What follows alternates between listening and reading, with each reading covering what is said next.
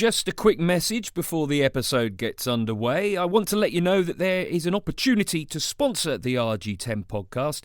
More about this at the end of the episode, so keep listening. Welcome to the RG10 Podcast, brought to you by the people behind RG10 magazine. The aim is to bring you interviews, information and entertainment. In fact, anything interesting that's relevant to living around here.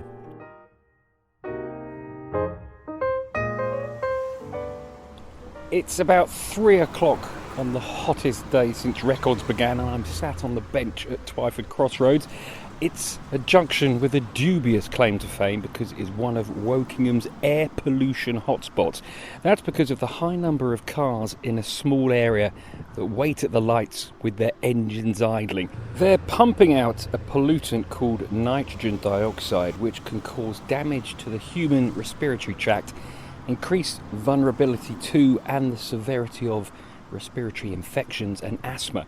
It can also affect your heart. Since October 2020, the Wokingham Air Quality Project has been doing what it can to tackle this and other similar issues in the borough. Much of their work is schools focused, trying to encourage active travel. In other words, trying to get to school without using a car. I've been speaking to Kathryn Horsepool, who leads the project.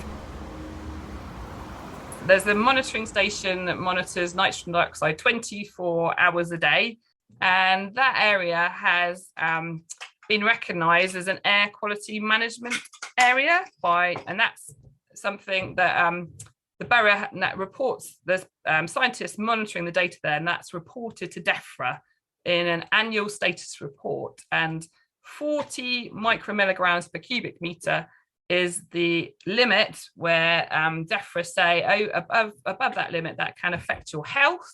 So that 40 micromilligrammes threshold, the levels of nitrogen dioxide around that crossroads area, it's very, very localised in Twyford, around the crossroads, it has exceeded that 40 limit.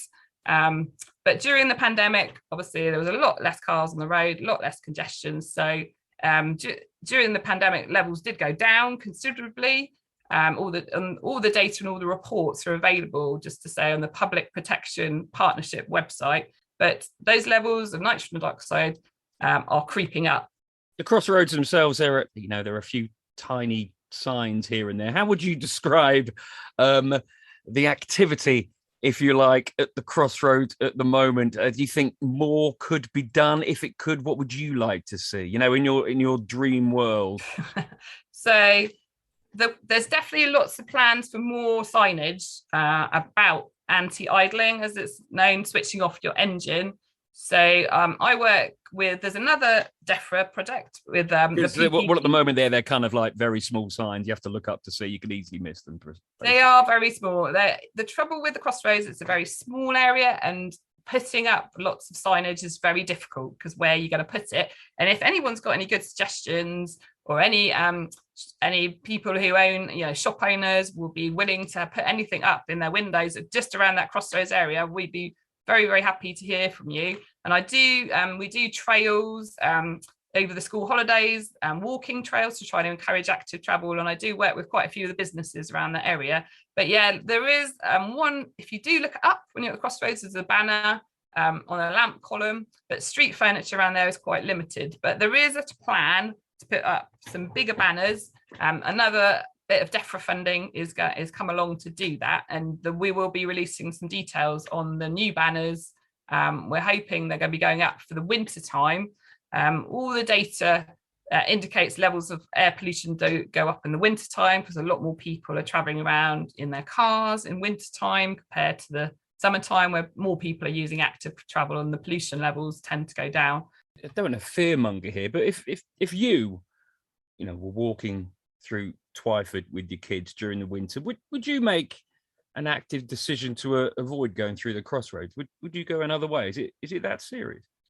I think it's definitely not as serious, and I don't want to alarm anybody at all and raise concerns, but there is just in that crossroads area, is high levels of air pollution. So if there was a better route, I probably would, if you were walking, and the pavements are very, very narrow there, and it's quite a tricky, it's quite congested and lots of traffic queuing, so stationary traffic. So I don't want to alarm anybody, but it definitely has high levels of air pollution around that crossroads. So yes, if possible, I would say, but it's very, very difficult because the crossroads is a very central part of Twyford. So I think the best message to send out to people is, if you really can, and a lot of the time you are sat idling in the traffic jams, is switch off your engine.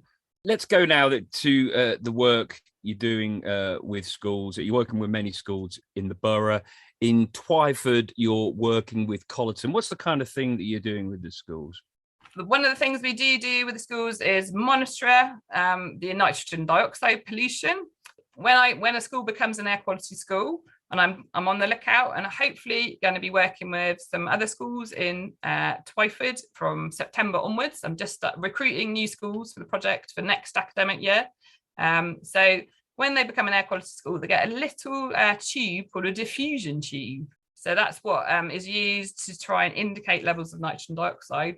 And they're very small tubes with a little bit of mesh in the end of the tube, which I send them off to the lab, and they extract that bit of mesh, and they can tell the concentrations of nitrogen dioxide over a month. So that's one of the things we do. But the other thing we do is, again, promote active travel. So I'm part of the team in Wokingham Borough Council called the My Journey team, which hopefully people would have heard of, because our main remit for the whole borough is to get people walking, scooting, cycling, using active travel to travel around the borough. So I do assemblies with, I've done assemblies with Colleton, and I've also done a workshop where I use a handheld monitor to monitor nitrogen dioxide. So we go out first thing in the morning when parents are dropping off, and we have monitors, and the pupils get to use the monitors, and they can see the peak, the rise in NO2 when cars are dropping off. So you can see that using the monitor. And then I work with the whole, usually Key Stage 2, Year 5, and then we work with the Year 5s, and they do some monitoring around the school during the day, during the morning. And then I tell them all about the project and the nitrogen dioxide, and we look at their data, their diffusion tube data as well. So try and encourage them as much as possible to promote active travel and talk to their parents, and if possible, I do understand that everybody can walk, scoot or cycle to school.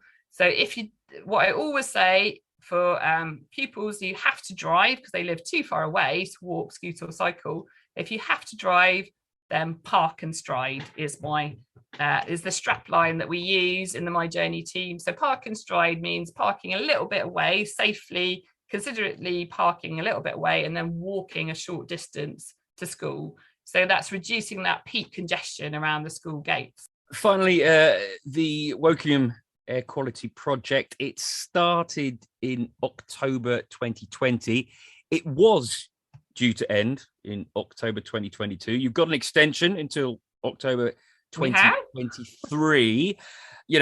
Presuming it finishes then, fingers crossed it doesn't. What are you hoping to have achieved by then? So, the targets for project is obviously getting, it's called modal shift. The transport planners would call it modal shift.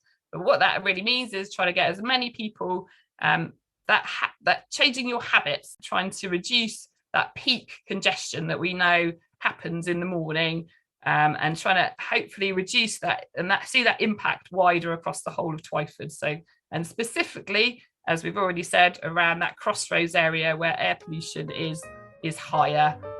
That was Kathryn Horsepool from the Wokingham Air Quality Project. Thanks so much for listening to the RG10 podcast. We're now into series 6 of the show. We've been going over 2 years. We're nearing half a century of episodes, and I'd love to give a massive thanks to our loyal local listeners. And it's because our listeners are so loyal and so local that makes us such an attractive proposition for sponsors. So if you're interested in sponsoring an episode or even the whole show, then we'd love to hear from you.